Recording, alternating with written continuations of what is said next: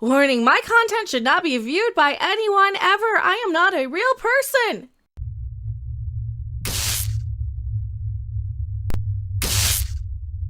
There you go. Is that too hard? Do we have to take every little thing seriously? I mean, smarter people than me have decided to put warning labels on things, for crying out loud. Beavis and Butt had one of the all-time greats. Dumbass. South Park. Oh, the best warning labels always lead you to the best stuff. And if you like this content, please bookmark the channel. YouTube isn't gonna do anybody any favors. We got an article. Shout out to Bounding Into Comics for this one. John Cleese mockingly suggests comedians issue content warnings ahead of their shows to preempt mob backlash. Burn already! Yeah, why not? Why not? You know what happens every time you get somebody in one of these little comedy groups and clubs? They go out and they're like, actually, you said, and actually, nobody wants it actually. Nobody likes the actually person. Nobody likes the person who whips out their cell phone to correct you when you're making a joke. Nobody likes that. And if people can't take a joke and can't start to take life a lot less seriously, then I think we're headed down to this perpetual stick up our backsides that's never going to be removed. And that's a bad thing, because then we're just going to be human sickles for all the elites to just puppeteer around. And we're just going to be sitting there while they have sticks up our backsides where we're just fighting each other. That's what it is now, though, isn't it? Isn't it? Monty Python star John Cleese has mockingly suggested that comedians should include self-sensitive content warnings. Self-censoring, self-sensitive. Why did I read that as self? Ahead of their comedy shows in order to preemptively head off the mob backlash from the easily offended by mere jokes. Yes. Can we please do this? Can we please do this? I'm okay with that. You're okay with that, right? I think we'd all be okay with that. Cleese's comments came in response to fellow comedian Rob Schneider, who's recently tweeted his support of writer and comedian Whitney Cummings after she faced criticism this past weekend for defending Joe Rogan, suggesting that mainstream media, unlike the podcaster, has lost all credibility. I saw that tweet, actually. I think that Whitney Cummings probably defended Joe Rogan more than The Rock did, in my opinion, but what the crap do I know? I'm not a real person. Don't take me seriously. If you're triggered by me, good. That's the point, I suppose. Or be entertained or titillated. I don't know. Point is, Whitney Cummings says, don't look to why so many people trust Joe Rogan. Look to why so few people trust the mainstream media. Because they're a bunch of weirdo clowns who want to tell you why you're bad for being born the way you were born.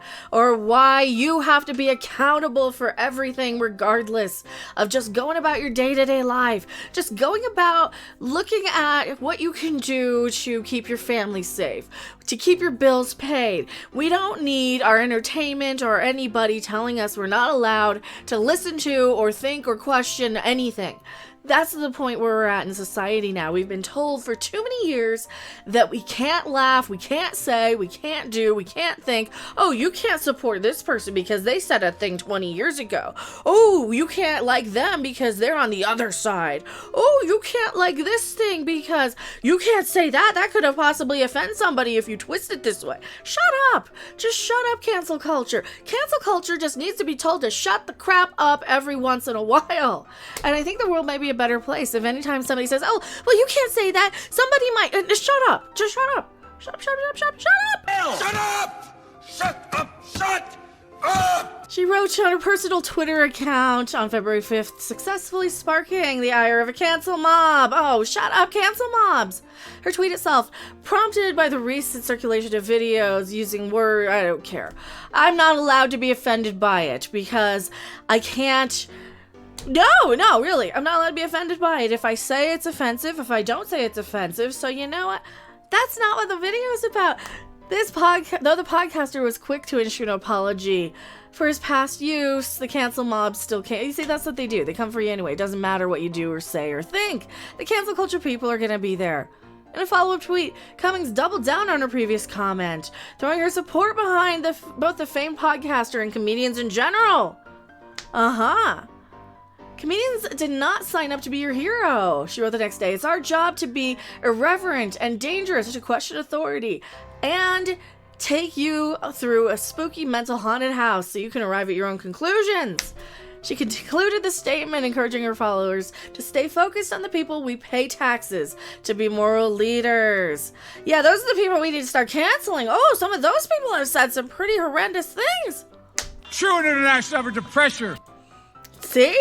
We have no idea what he meant, and I'm sure it's pretty racist. Thank you, Whitney. You speak for all of us comedians, Rob Schneider tweeted out. Enter legendary comedian John Cleese, who replied to Schneider's tweet with a humorous suggestion that comedians should provide sensitive content warnings ahead of their comedy shows. In order to avoid the cancel culture mob. Yes, they should. I think comedy shows should say, warning! This show contains attempts to make you laugh and should not be watched by anyone of a disposition so anxious that ideas different from their own may cause their emotional collapse. I want to steal it. Cleese mocked the easily offended. Good. Good! Because it's not our job to keep the whole goddamn world safe from their own shadow. Is it? Is it? It's our job to make sure that people have the support and the realization that, you know what, we're not going to let the world blow itself up. We're not going to let the world burn itself to the ground. Rob Schneider continues, John, I will make sure this pre-show announcement is read tonight and every night before I step on stage. Would you add anything else? Perhaps if an actual injury occurs, your head might explode, which won't offend me in the slightest, which was gracious, Rob.